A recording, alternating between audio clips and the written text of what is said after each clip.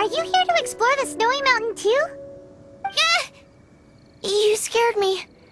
Please, don't scare me like that. I was giving my research report some much-needed consideration. But you were just standing over there, staring into space. Not at all. I was just thinking of a name for a new subspecies of sweet flower I propagated. It has seeds that are 4 times as large as normal. Oh, are you interested? Wonderful. Next time, please allow me to show you the fruits of my work. It's a shame. If I wasn't coming to this mountain, I would have brought some samples with me. Yeah. Weren't you doing research in the city? How come you're here?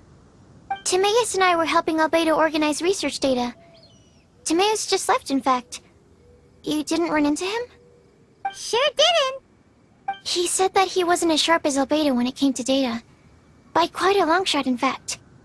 The significance of some things Albedo is able to grasp almost immediately, but we, on the other hand, take considerable time. I fear that this must be the difference in our knowledge and experience showing. Timaeus seemed rather depressed about the matter. He said he was going to take a walk, so I'm currently settling the leftover affairs myself.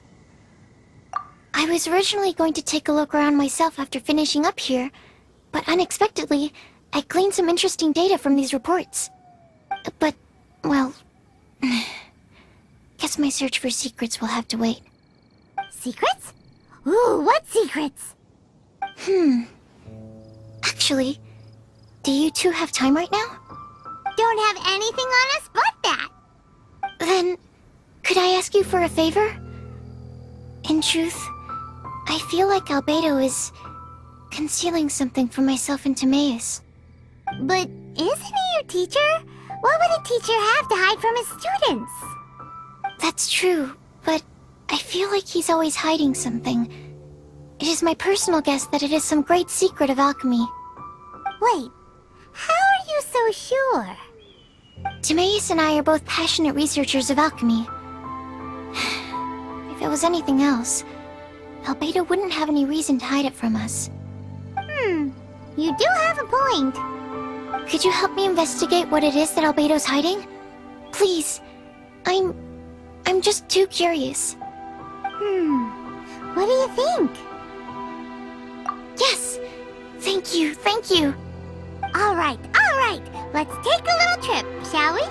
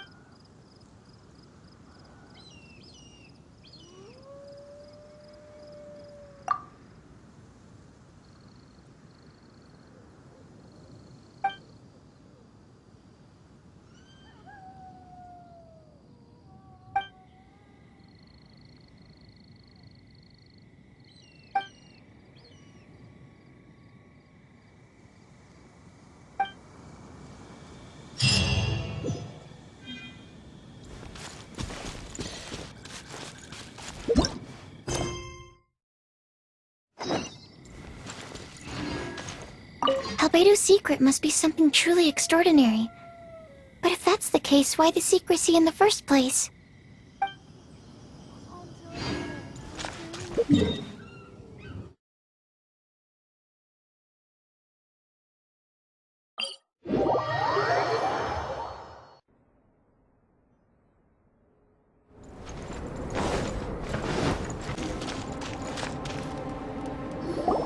Albedo!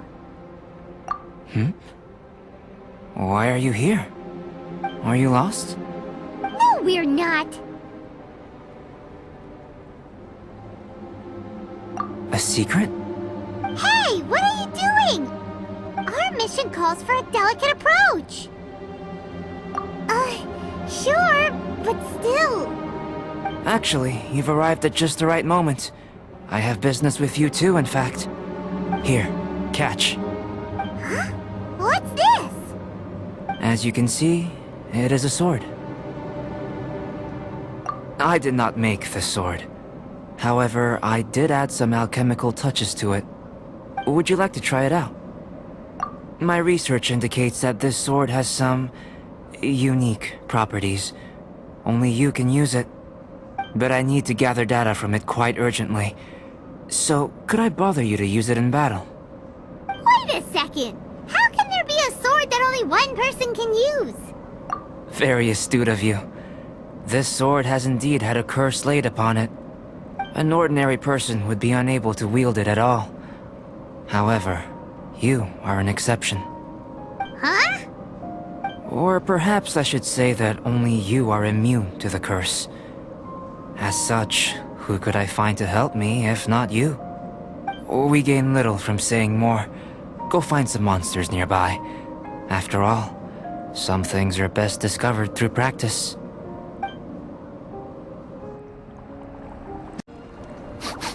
I smell rabbit.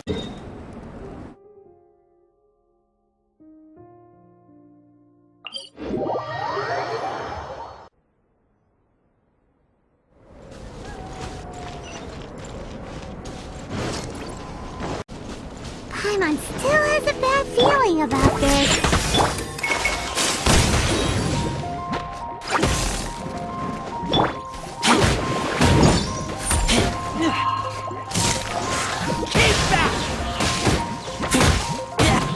Teamwork is dreamwork!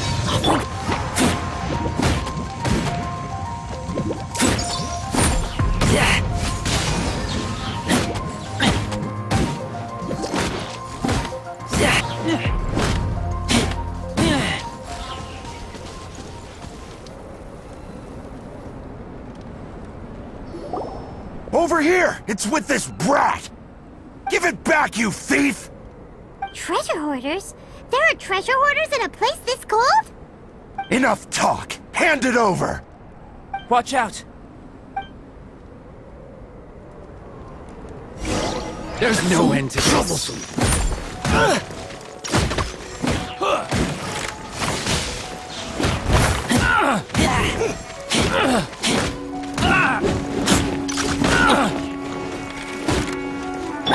I'm a rock! Have it!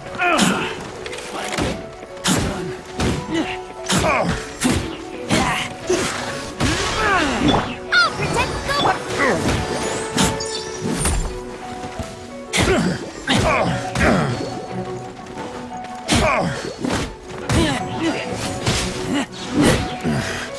A hunter.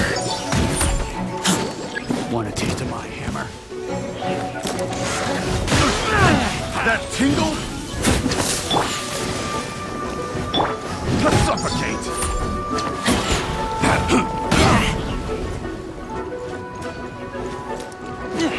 Goba, let's show!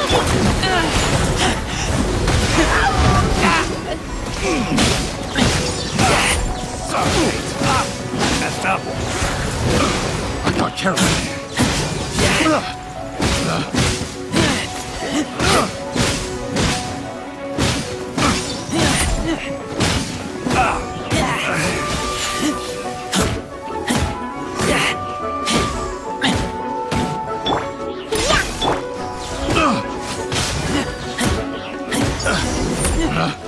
Picked. Now that's rich! Treasure hoarders calling us thieves? They certainly arrived quickly.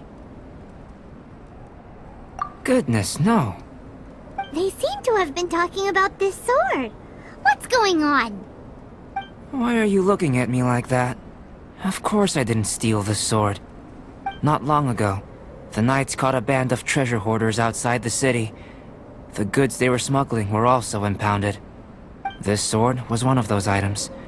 We believed it to be stolen plunder, but no one came to claim it. Nor could we find out where it came from, so it languished in our stores. I noticed it quite by chance while in our storehouse. To tell you the truth, such an old sword would see little use outside of alchemy. You claimed it for yourself? Just like that? So, then what happened? You just took it with you? Indeed.